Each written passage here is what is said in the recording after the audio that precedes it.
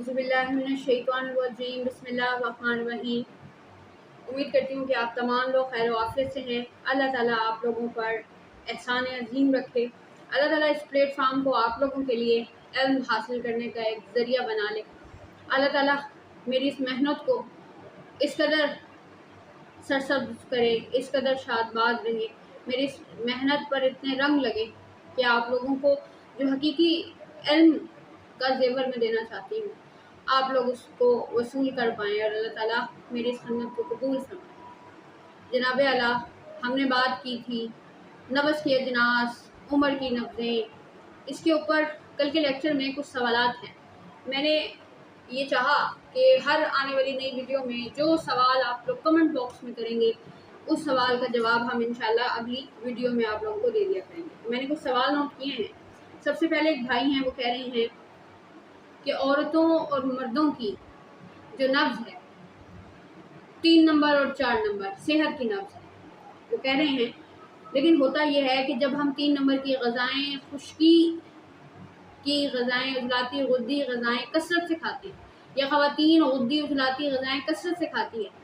या फिर उन्हीं को खाना लगती है, तो फिर उसके जिस्म में गर्मी और खुश्की, मर्दों में खुश्की होती है, फिर बार बार प्यास लगती है, जिस्म में जिल्द पे खुश्की के असरात नमूदार होते हैं। तो फिर क्या करें अपने आप को सेहत की मिजाज में रखने के लिए? बड़ा खूबसूरत सवाल है। इसका जवाब बस इतना है कि हमने कहा है कि ये मिजाज आपका फितरी है, इसको गैर फितरी मत करें। गैर फितरी मतलब इसको शिद्दत में ना लेके जाएं। 3 नंबर मिजाज मर्द की सेहत है, बालिग होने के बाद से लेकर 40 साल तक अगर वो चाहे तो ये उम्र 60 साल तक वो रख सकता है, इस मिजाज के अंदर वो रह सकता है। तो इसका मतलब ये हुआ कि ये मिजाज उसका शिद्दत में नहीं होना चाहिए। अब इसको शिद्दत में ना रखने का मतलब क्या है? बड़ी खूबसूरत बात है। अल्लाह के नबी सल्लल्लाहु अलैहि वसल्लम की हदीस का मफ़हूम कुछ यूँ है कि हम खजूर की गर्मी को तरबूज या ककड़ी की सर्दी से तोड़ते हैं, या तरबूज की सर्दी को खजूर की गर्मी से तोड़ते हैं। जब आप कुछ खुश्क खा लिया करें हालत सेहत में रहने के लिए, जब कोई बादी चीज़ खा लिया करें, तो अगले वक्त में जब कोई ग़िज़ा इस्तेमाल करें तो फिर कोशिश करें कि उसका तोड़ कर दें। एक मिसाल दे रही हूँ, आपने करेले का सालन खाया है, आपने शिमला मिर्च का सालन खाया है, आपने छोटे का गोश्त खाया है, इसकी गर्मी को अब तोड़ें आप दूध के इस्तेमाल से, अगले एक ही वक्त में नहीं, अगले वक्त में दूध के इस्तेमाल से, मूली की भुजिया से, आप कोई ठंडे मशरूब से, मौसम ठंडा नहीं है तो फिर ठंडी सब्जियां हैं, तरकारी आती है, कद्दू तोरी का इस्तेमाल हो सकता है, दूध का इस्तेमाल हो सकता है। आपने अपने मिजाज को न्यूट्रल करना है जो कुछ आपने खाया था। तो फिर मर्द और औरत इंशाल्लाह अपनी तबई और फितरी मिजाज में रहेंगे, ना उस मिजाज की शिद्दत में जाएंगे। होता ये है, हम में से बहुत से लोग आलू गोभी का सालन खा लिया, फिर आलू मटर खा लिए, फिर आलू अंडे खा लिए, फिर आलू गोश्त बन गया, और नहीं तो फिर गोश्त बन के शिमला डाल दिया, कभी उसमें करेले डाल दिए, कभी साग बना लिया। एक ही फैक्ट्री में आप जो खाने खाते जाते हैं, दूध का इस्तेमाल नहीं, घी का इस्तेमाल नहीं, मेवाजात का इस्तेमाल नहीं, तो फिर होता यूँ है कि आपका एक ही तरह का खाना वही तरह का खल्त पैदा करती है, वही तरह की खल्त जो है उसी तरह का खून पैदा करती है, और खून में फिर अगर आपने खुश्क चीज़ों का इस्तेमाल किया है तो जो खून है उसमें सोदावियत बढ़ी हुई होगी। अगर आपने गर्म चीज़ें खाई हैं तो खून में सफ़रा, खल्त सफ़रा की पैदाइश ही होगी। ऐसा तो नहीं होगा कि गर्म खाने खाए थे तो ठंडा खून बलगम पैदा होगा, ऐसा नहीं होगा। तो ये आपका एक कुलिया है। हदीस को याद रखिएगा कि जब तरबूज खाना है तो उसकी सर्दी को खजूर की गर्मी से तोड़नी है, और जब खजूर खानी है तो फिर उसकी गर्मी को तरबूज और ककड़ी की सर्दी से आपने तोड़ना है। तो इंशाल्लाह सेहत के ख़जाने आपको हासिल होते रहेंगे। हमारे पास दूसरा सवाल है कि उधेड़ उम्र में अगर 2 नंबर मिजाज है जो कि गैर तबई हो जाए, गैर फितरी हो जाए,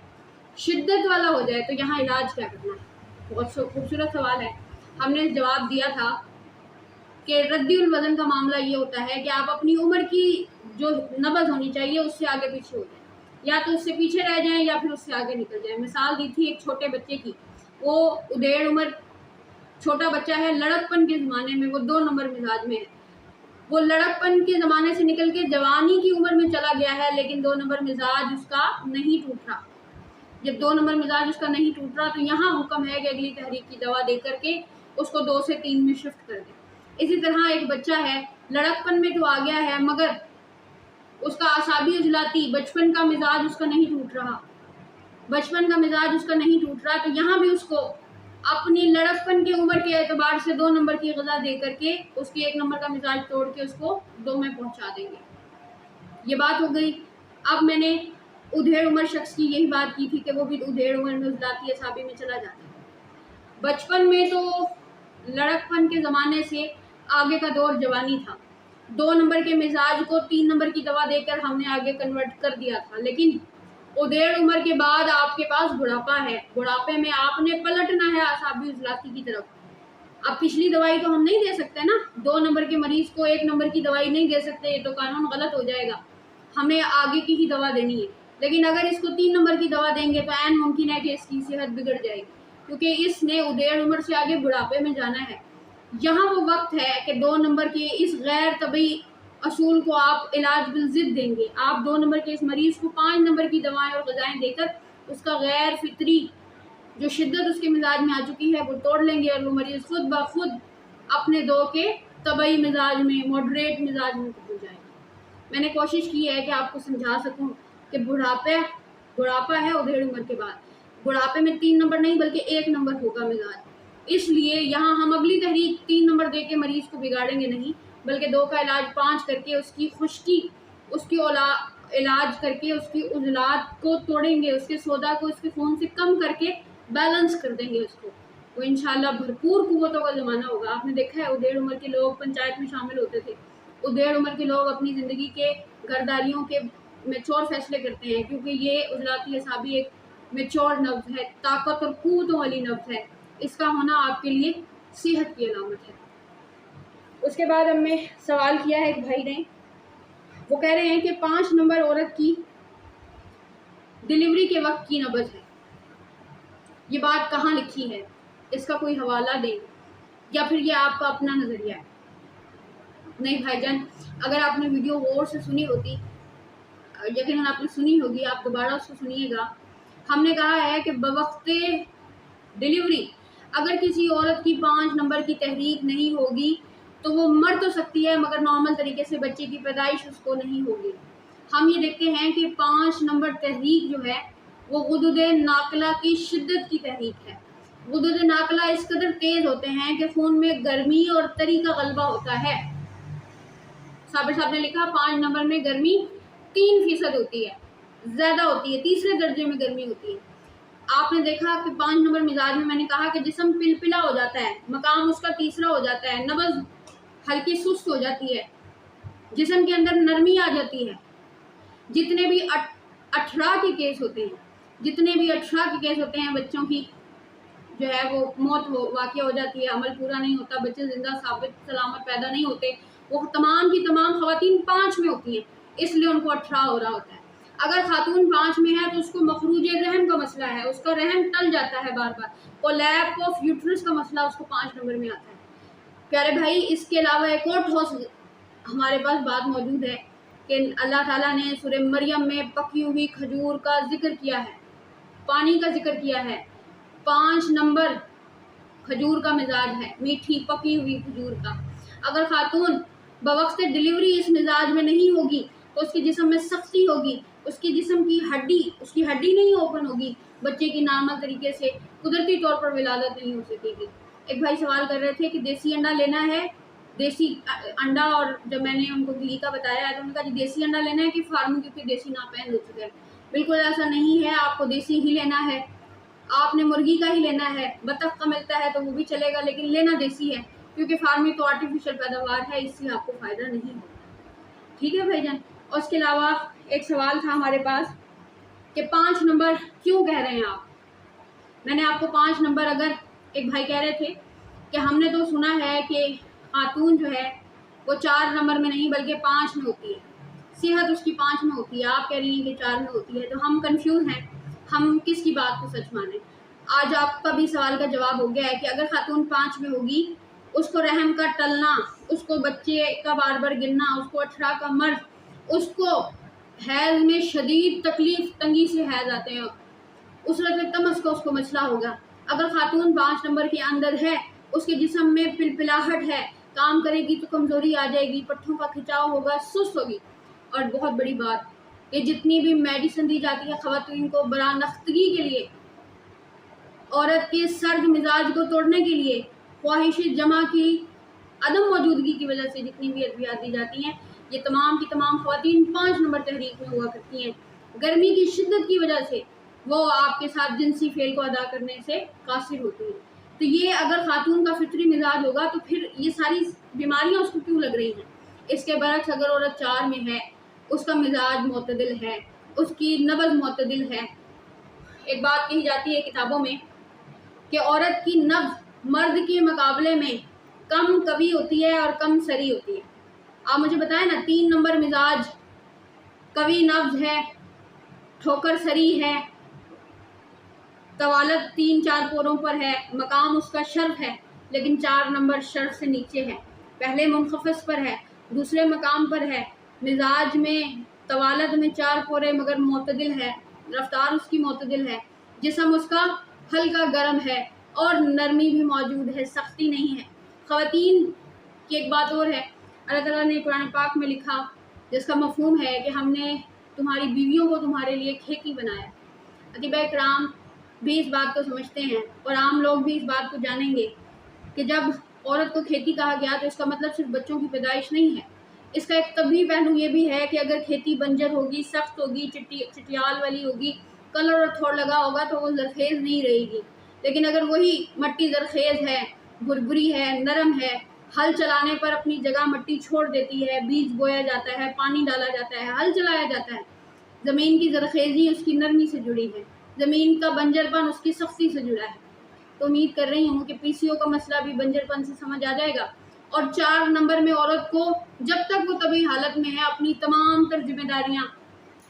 اس کے ساتھ ہیں۔ عورت میں شرم و حیا بھی آ رہی ہے، عورت کے اندر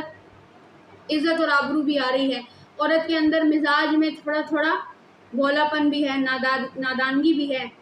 عقل کن ذہن کے معاملات بھی اس کے ساتھ ہوتے ہیں، بھلکڑ ہو جاتی ہے، چھوٹی چھوٹی باتوں کو وہم کرتی ہے، صفراوی مزید کے یہ سب مزاج ہوتے ہیں، اس کی نفسیات ایسی بن چکی ہوتی ہے۔ تو 4 نمبر ہی عورت کا طبعی مزاج ہے۔ اگر عورت کا طبعی مزاج 5 نمبر ہوتا تو پھر کیوں اس کو رحم کا ٹلنا ہے، کیوں اس کو 18 کا مرض ہے، کیوں اس کے جسم میں اس قدر پولا پن آ چکا ہے، کیوں اس کو برانختگی کے لیے پھر آمادہ کرنے کی میڈیسن دینی پڑیں گی، کیوں پھر وہ عورت دل کی کمزوری کا شکار ہو جائے گی، بلڈ پریشر اس کو ہائی ہو جائے گا۔ آپ نے دیکھا ہوگا بہت سی خواتین 5 نمبر کی تحریک میں ہوتی ہیں اور ڈیلیوری کا وقت قریب ہوتا ہے اور ان میں خون کی کمی ہو جاتی ہے، ڈیلیوری کا وقت قریب ہوتا ہے اور ان میں بلڈ پریشر ہائی ہونا شروع ہو جاتا ہے۔ یہ سب کچھ کیوں ہو رہا ہے؟ اگر 5 نمبر عورت کی صحت کی نبض ہے میرے بھائی، 5 نمبر عورت کی صحت نہیں بلکہ 4 نمبر ہے۔ اچھا، کچھ کہتے ہیں کہ ماہواری کے دنوں میں عورت 5 میں چلی جاتی ہے، وہ یہ بھی بات غلط کہتے ہیں۔ ماہواری کے دنوں میں عورت 5 میں کیوں کر جائے گی؟ 5 میں جائے تاکہ اس کو عسرت دمس ہو، اس کو شدت سے تکلیف کے ساتھ حیض آئیں، ایسا نہیں ہے۔ عورت بچوں کی پیدائش تک کا عمل جب تک کرتی رہتی ہے، اس کو پریگننسیاں بھی ہوں گی، اس کو اپنی آئلی زندگی، اپنے سارے معاملات کو اچھے سے ادا تبھی کر سکتی ہے جب وہ 4 کے اندر ہے۔ بس ولادت کے وقت وہ 5 کے اندر جائے گی، اس کے علاوہ اس کو 5 میں رہنا بھی نقصان دیتا ہے۔ ایک بات اور ہے، صابر صاحب نے اپنی کتب میں لکھا ہے اسلام اور جنسیات میں، وہ سقراط، بولی سینا، ارسطو وغیرہ کے اقوال ہیں کہ جمع کے متعلق کچھ احوال ہیں، 5 نمبر کی غذاؤں کی طرف وہاں ترغیب ہے، مگر اس کا ایک پوائنٹ ہے، جسم میں مباشرت کے بعد جو سردی پیدا ہوتی ہے، حرارت غریزی کی جو کمی واقع ہوتی ہے، اس وقت میں شہد کا پانی جو ہماری مصنون طریقہ بھی ہے اور میوہ جات کا استعمال جو کہ جسم کی اس سردی کو کم کرنے کے لیے ہے تاکہ حرارت غریزی آپ کی بحال رہے، مگر ایسا ہرگز نہیں ہے کہ 5 نمبر ہی آپ کا مرد کا یا عورت کا صحت اور فطری مزاج ہے۔ یہ غلط بیانیاں ہیں اور اس غلط بیانی کو آپ لوگوں کو اپنے ذہن سے نکالنا ہوگا۔ انشاءاللہ تعالیٰ اس سے ہمارے معاملات آسان ہو جائیں گے۔ آخری سوال انہوں نے پوچھا ہے کہ اگر کوئی شخص اپنی صحت کی نبض میں شدت پر آ جائے تو پھر علاج کیا ہے؟ اگر کوئی شخص اپنی ہی صحت کی شدت میں آ گیا تب علاج بضد کریں گے۔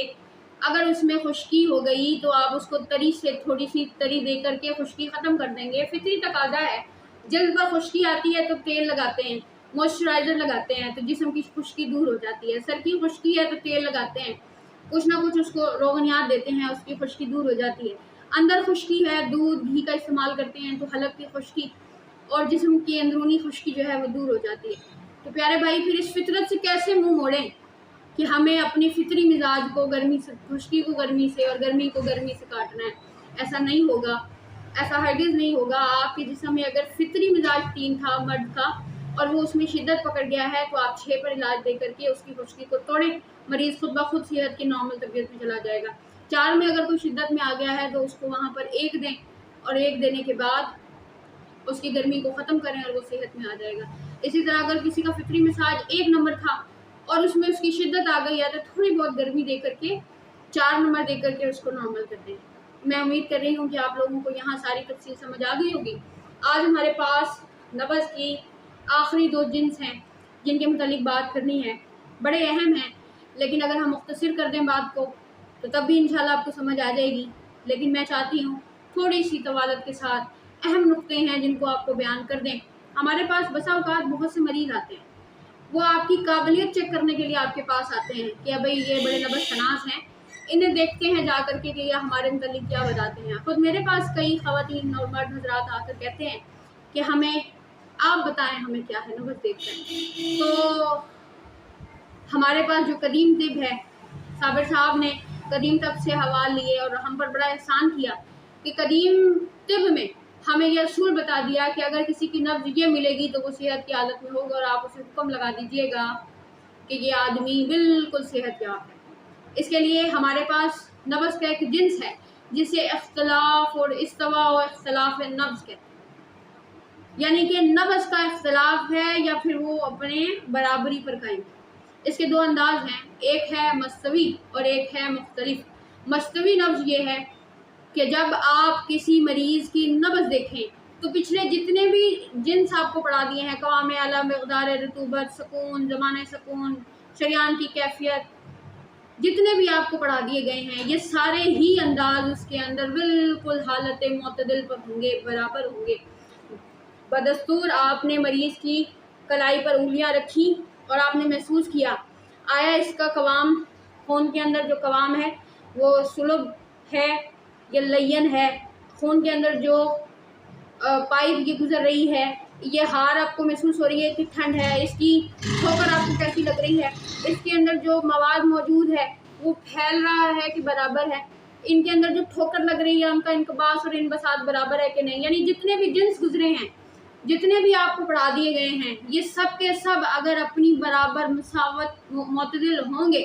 تو آپ حکم لگا سکتے ہیں کہ آپ کا مزاج مستوی ہے اور آپ حالت صحت پر ہیں۔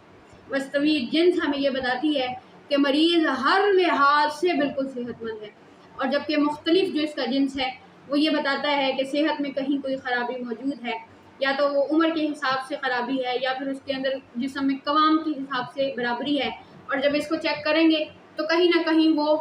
ٹھوکروں میں فرق بتائے، یا پھر کہیں نہ کہیں اس کا کیفیات، شریان کی سکون کا زمانہ، رطوبت کا زمانہ کہیں کچھ فرق ہوگا تو وہ آپ کو بیماری کی طرف دلیل کر دے گا۔ اس کے بعد ہمارے پاس جو ضروری چیز ہے، آخری چیز ہے،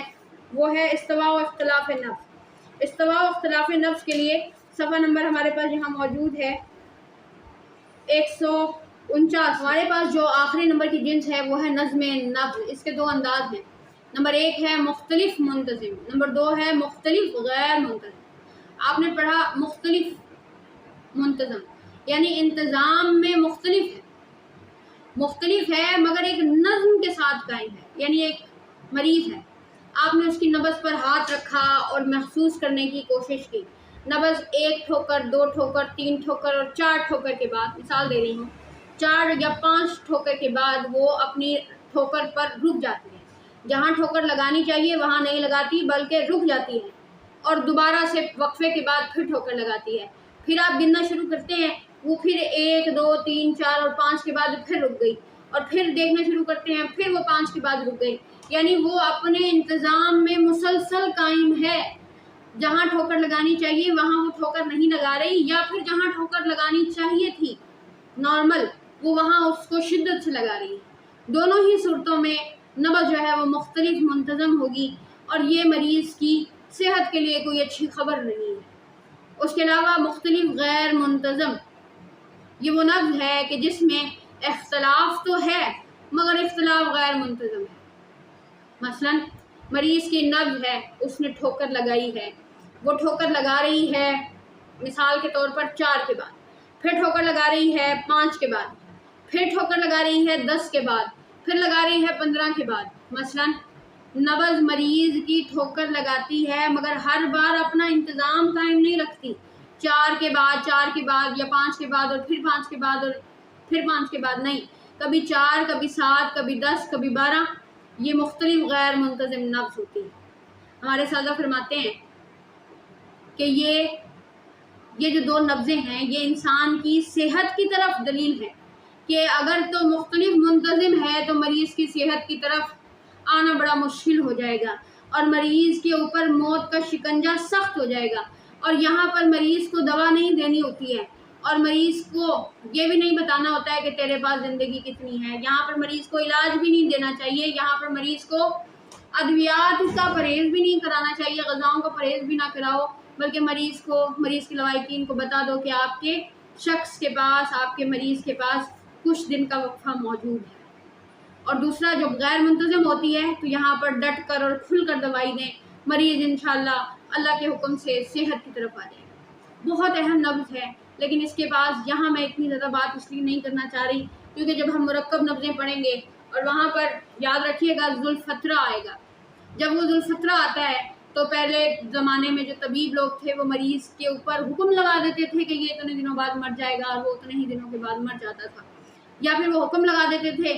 कि इसकी फ़लाँ दिन फ़लाँ वक्त में मौत है और वो मरीज़ इंतकाल कर जाता था। हमारे पास मुख्तलिफ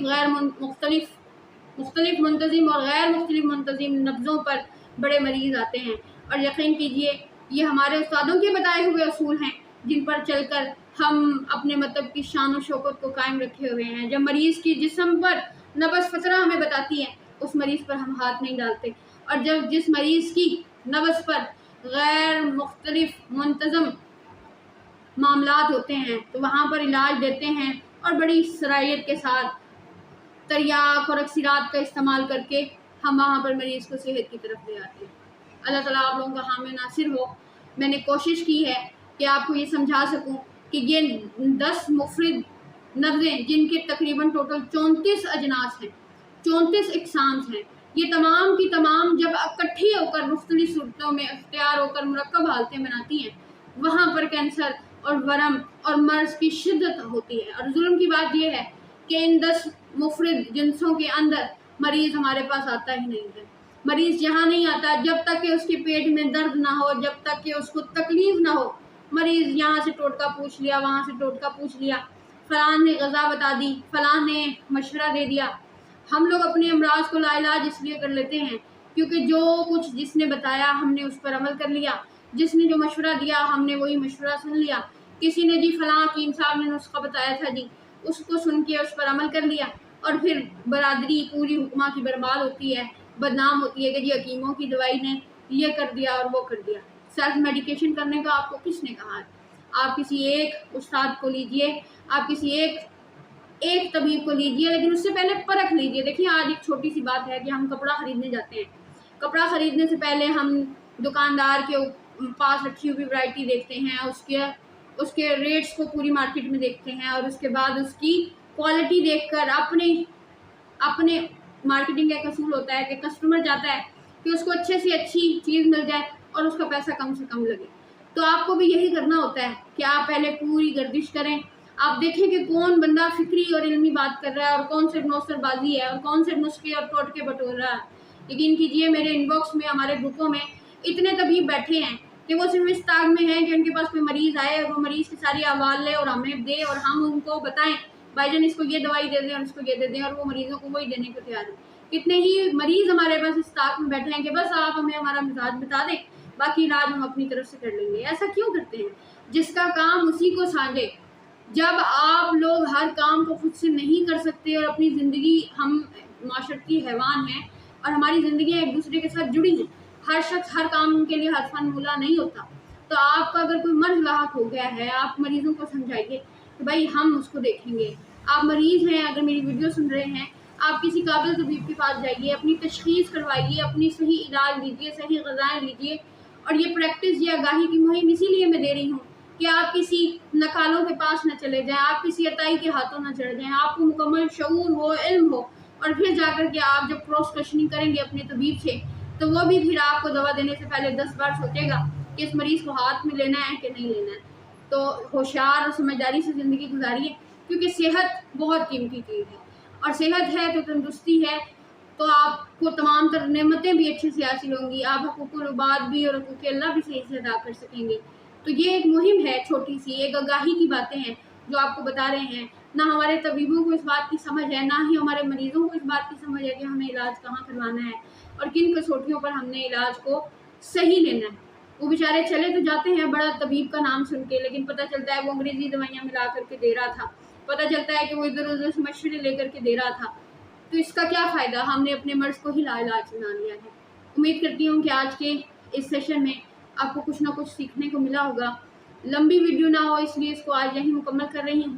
دوبارہ بتا رہی ہوں کہ مستوی اور مختلف آپ کو صحت اور بیماری کے متعلق بتاتی ہے، اور بہت ضروری ہے، ہمارے پاس گاہے بگاہے ایسے مریض آتے رہتے ہیں، اور غیر منتظم اور منتظم نبض جو ہے وہ ہمیں یہ بتاتی ہے کہ مریض کو دوا دینی چاہیے کہ نہیں دینی چاہیے، مریض کے اوپر موت کا خطرہ منڈرا رہا ہے یا مریض صحت کی طرف چلا جائے گا۔ یہ وہ اہم باتیں ہیں جو آپ کی مطلب کی بھی خوشنودی اور اس کی مشہوری کا ایک سبب بنے گی۔ اگر آپ کے پاس کوئی طبیب ہونے کی حیثیت سے علاج کراتا ہے اور خدا نخواستہ اس کا دن قریب تھا اور آپ نے اس کو دوا دے دی، آپ کی پوری بدنام ہو گئی۔ آپ نے اپنی پوری کو بدنام نہیں ہونے دینا ہے، سمجھ کر کے علاج کریں گے تو انشاءاللہ کامیابیاں آپ کے مقدر سے ہونے گی۔ السلام علیکم ورحمۃ اللہ وبرکاتہ۔